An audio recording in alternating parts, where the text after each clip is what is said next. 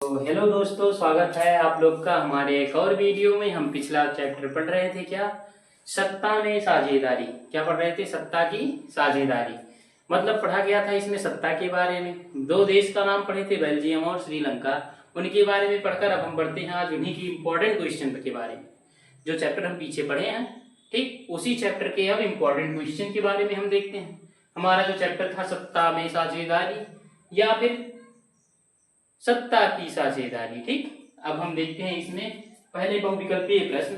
तो ये ध्यान रखिए, अगर आप लोग को अच्छा नंबर पाना है, ज्यादा से ज्यादा नंबर रहे आपका, तो क्या करना है, चैनल को सब्सक्राइब करना है। और सब्सक्राइब करके बेल आइकन तो दबाना भूलना ही नहीं है, क्योंकि आने वाले वीडियो का नोटिफिकेशन अभी मिलेगा जब आप बेल आइकन प्रेस करेंगे। तो इसके लिए क्या करना है, बेल आइकन को प्रेस करना है।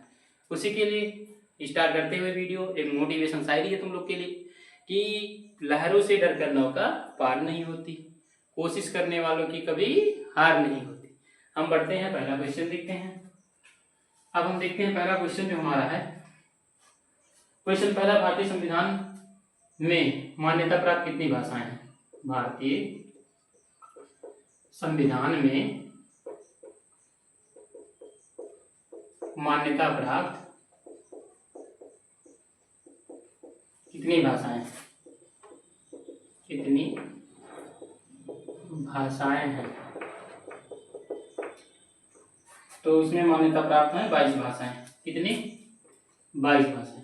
तो संविधान में मान्यता प्राप्त कितनी भाषाएं हैं? 22। अगला क्वेश्चन, लोकतंत्र में सत्ता किसके हाथों में होती है? क्वेश्चन नंबर हम दूसरा देखते हैं। तो लोकतंत्र में सत्ता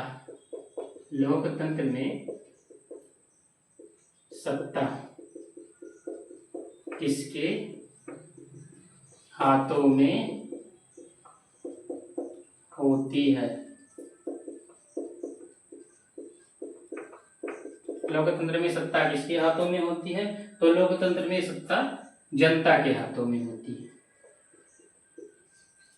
जनता के हाथों में होती है। तीसरा क्वेश्चन नंबर तीसरा, भारत में संघीय सरकार को क्या कहते हैं? भारत में संघीय सरकार को क्या कहते हैं? भारत में संघीय सरकार को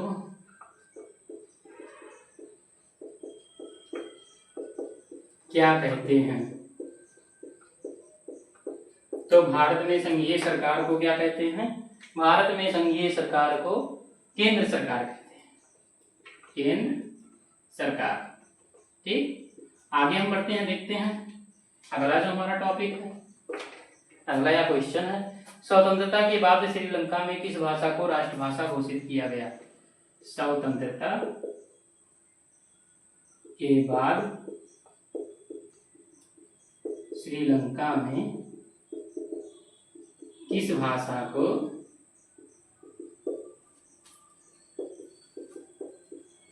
राष्ट्रभाषा घोषित किया गया?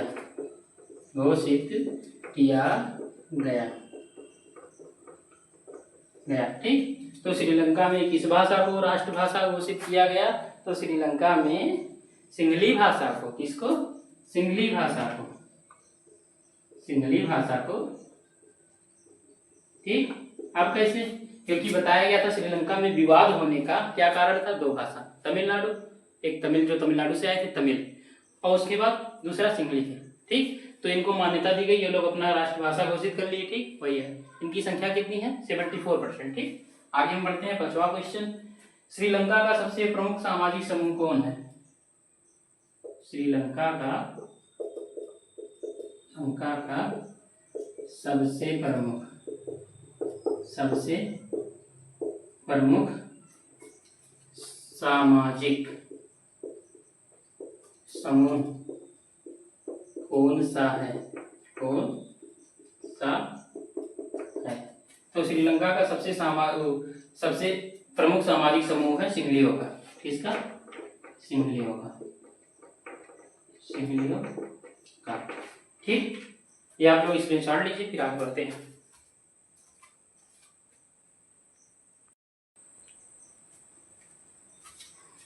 तो हो गया, आगे बढ़ते हैं। ठीक,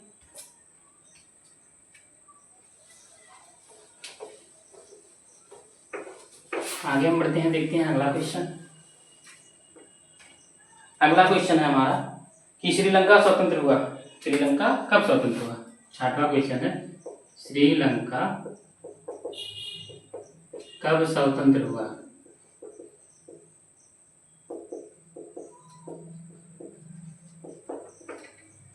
तो श्रीलंका कब स्वतंत्र हुआ? 4 फरवरी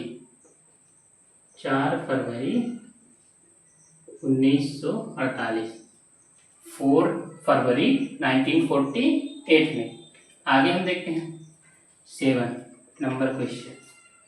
क्वेश्चन नंबर जो हमारा 7 है, निम्नलिखित में से कौन सी जाति अल्पसंख्यक थी? कहाँ पर? बेल्जियम में पूछा गया है। निम्नलिखित में से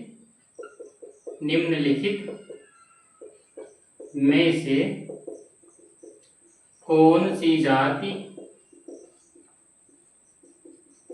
बेल्जियम में अल्पसंख्यक थी? तो कौन सी जाति अल्पसंख्यक थी?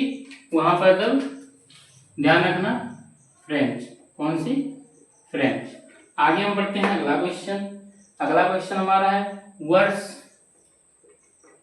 1970 से 1993 के बीच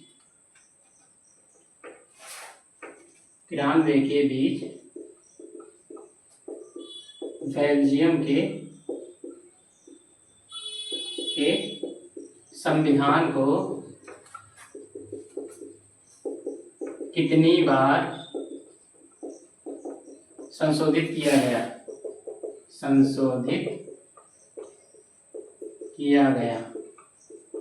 कितनी बार संशोधित किया गया? तो 4 बार। कितनी बार? 4 बार।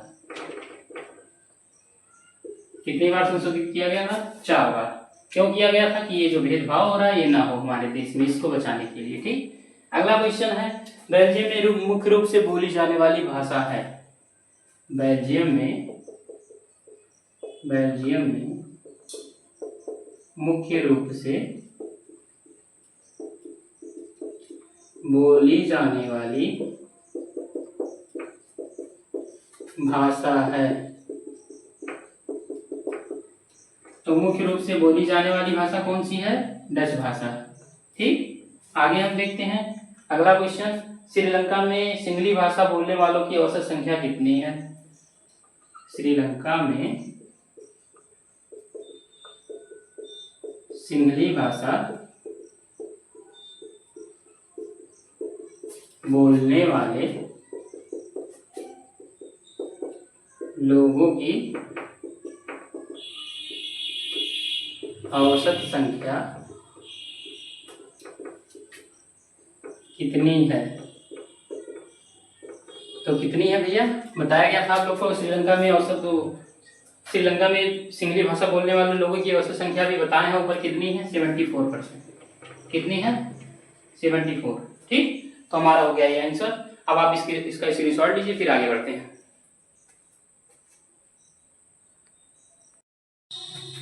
तो ये हो गया, तो आगे बढ़ते हैं।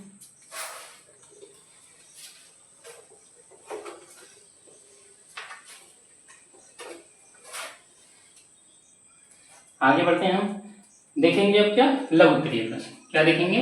लघु उत्तरीय प्रश्न। लघु उत्तरीय प्रश्न हम देखेंगे पहले। लघु उत्तरीय प्रश्न, इसको देखेंगे। क्वेश्चन पहला हमारा क्या है, देखते हैं। सार्वजनिक विशेषताओं या सार्वजनिक विविधताओं वाले शासन में सत्ता का बंटवारा किस प्रकार किया जा सकता है?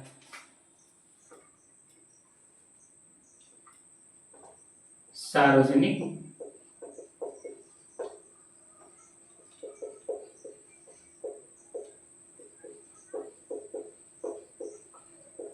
विविधताओं वाले शासन में सत्ता का बंटवारा किस प्रकार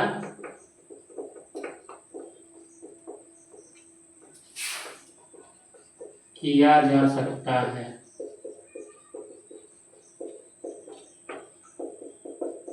ठीक, क्वेश्चन पहला हमारा हो गया। वेरी मोस्ट इंपॉर्टेंट क्वेश्चन है, ध्यान रखिएगा। अगर आपको इसका आंसर चाहिए तो हमारे नीचे दिए गए व्हाट्सएप नंबर पर मैसेज करिएगा। दूसरा क्वेश्चन है, सत्ता के ऊर्ध्वाधर वितरण और क्षैतिज वितरण में अंतर स्पष्ट कीजिए। सत्ता के ऊर्ध्वाधर वितरण और क्षैतिज वितरण और क्षैतिज वितरण में अंतर स्पष्ट कीजिए। ठीक, ये हो गया हमारा क्वेश्चन दूसरा। अब हम बढ़ते हैं नेक्स्ट क्वेश्चन की तरफ, अगले क्वेश्चन की तरफ। हमारा तीसरा क्वेश्चन कौन सा है? क्वेश्चन नंबर तीसरा है, बेल्जियम के समाज की जातीय बनावट का उल्लेख कीजिए। बेल्जियम के समाज की जातीय बनावट का उल्लेख कीजिए। क्या करना है भैया? उल्लेख कीजिए। ठीक, हम देखते हैं हमारा 3 क्वेश्चन कंप्लीट है। बढ़ते हैं नेक्स्ट क्वेश्चन की तरफ, क्वेश्चन नंबर 4। क्वेश्चन नंबर 4 है हमारा कौन सा? श्रीलंका में बहुसंख्यकवाद तथा इसके प्रभावों का वर्णन कीजिए। श्रीलंका में बहुसंख्यकवाद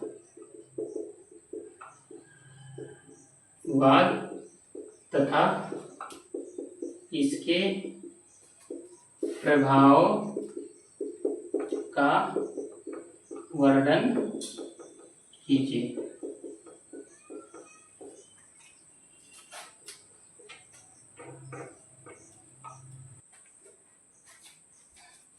तो दोस्तों, ये हमारा शॉर्ट लॉन्ग क्वेश्चन हम देखते हैं। लघु उत्तरीय प्रश्न में हमारा पहला क्वेश्चन है कौन सा? सार्वजनिक विविधताओं वाले शासन सत्ता का बंटवारा किस प्रकार किया जा सकता है? आप लोग को देखिए, उसमें बताया गया था, पढ़ाया गया था सार्वजनिक विविधताओं वाले देश के बारे में। ठीक, अगर इसका आप लोग को आंसर चाहिए तो नीचे दिए गए व्हाट्सएप नंबर पर मैसेज करिएगा। सेकंड क्वेश्चन हमारा, सत्ता के ऊर्ध्वाधर वितरण और क्षैतिज वितरण में अंतर स्पष्ट कीजिए। ठीक, आगे हम बढ़ते हैं। तीसरा जो हमारा है, बेल्जियम के समाज की जातीय बनावट का उल्लेख कीजिए। ये आप लोग को बताया गया है। श्रीलंका में बहुसंख्यकवाद तथा उसके प्रभाव भी बताए गए हैं, और श्रीलंका की जातीय बनावट किस प्रकार की है वर्णन कीजिए। ये आपको बताया गया चारों पांचों क्वेश्चन। अगर आपको नहीं लिखने में आ रहा है, समझ में आ रहा है, तो क्या करें, नीचे दिए गए व्हाट्सएप नंबर पर मैसेज करिए, हम इसका आप लोग को नोट्स प्रोवाइड कर देंगे। अब हम बढ़ते हैं कहाँ पर? लघु उत्तरीय प्रश्न की तरफ। कहाँ बढ़ेंगे? लघु उत्तरीय खत्म, हमारा अब लघु दीर्घ उत्तरीय। कहाँ पर? दीर्घ उत्तरीय। ठीक, सॉरी, दीर्घ उत्तरीय की तरफ बढ़ना हमें, लघु तो हमारा आता ही नहीं।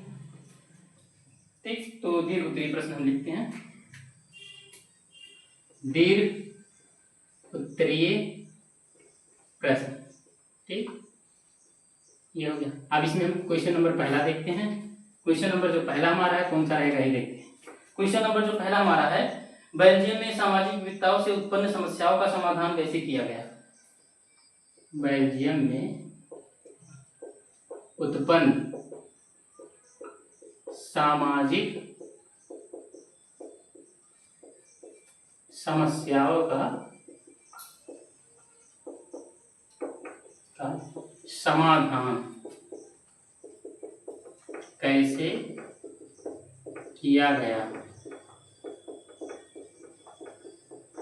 ठीक, क्वेश्चन नंबर हमारा पहला ये लॉन्ग क्वेश्चन। अगर इसका समझ में नहीं आएगा आंसर तो आप लोग कमेंट करिएगा, मैसेज करिएगा, हम लोग आप लोग को नोट्स दे देंगे। अगला क्वेश्चन है, सत्ता की साझेदारी क्यों आवश्यक है? सत्ता की साझेदारी क्यों आवश्यक है?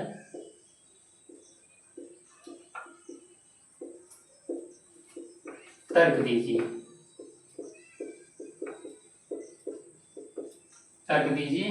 क्वेश्चन नंबर तीसरा जो हमारा है, आधुनिक लोकतंत्र में सत्ता की साझेदारी के विभिन्न रूपों का उल्लेख कीजिए। आधुनिक लोकतंत्र में सत्ता की साझेदारी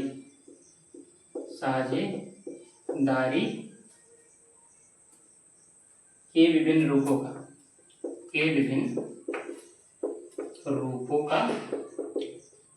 उल्लेख कीजिए। ठीक, ये हो गया। एक और क्वेश्चन हम देख लेते हैं, क्वेश्चन नंबर 4। अगला हम देख लेते हैं, श्रीलंका में बहुसंख्यकवाद में किस प्रकार सामाजिक तनाव को जन्म दिया। श्रीलंका में बहुसंख्यकवाद में किस प्रकार सामाजिक तनाव को जन्म दिया। ये हो गया। ठीक, हमारा 4 क्वेश्चन हो गया, वेरी मोस्ट इंपॉर्टेंट। अब हमारा ये लेक्चर आज समाप्त होता है। वेरी मोस्ट इंपॉर्टेंट का वीडियो ध्यान से देखिएगा आप लोग और इसको सॉल्व जरूर करिएगा, इससे पेपर में आने की संभावना रहती है, ध्यान रखिएगा। तो अब हम फिर मिलेंगे नेक्स्ट वीडियो में, और इसका नोट्स चाहिए तो नीचे दिए गए नंबर पर मैसेज जरूर करिए, ग्रुप में ऐड कर दिया जाएगा। ठीक।